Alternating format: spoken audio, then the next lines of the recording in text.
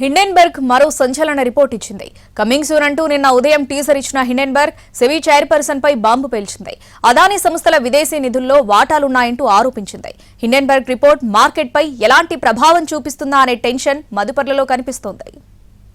Adani group కంపెనీలపై గతేడాది America short seller Hindenburg ఇచ్చిన రిపోర్ట్ దేశ వ్యాపార రంగాన్ని కుదిపేసింది.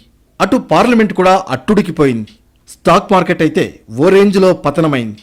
ముఖ్యంగా అదానీ గ్రూప్ షేర్లు ఢమాల్ అన్నాయి. ఆ తర్వాత కోలుకున్నా ఇప్పటికీ వివాదం కొనసాగుతూనే ఉంది. ఇలాంటి టైంలో హిండెన్బర్గ్ రీసెర్చ్ మరో బాంబు పేల్చింది.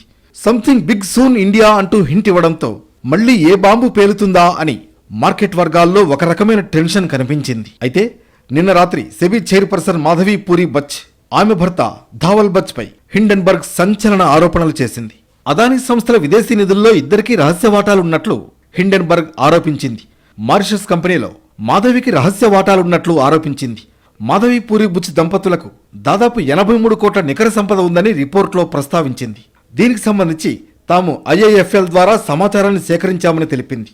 ఫండ్ పంపింగ్ పై 18 నెలల కిందటే చెప్పినా తాము ఇచ్చిన నివేదిక మీద సెబీ ఎలాంటి చర్యలు తీసుకోలేదని హిండెన్బర్గ్ ఆరోపిస్తోంది. అదానీ గ్రూప్ అక్రమాలకు పాల్పడుతోందంటూ గతంలో హిండెన్బర్గ్ ఇచ్చిన రిపోర్టుతో భారత స్టాక్ మార్కెట్ ఒక్కసారిగా కుప్పకూలిపోయింది.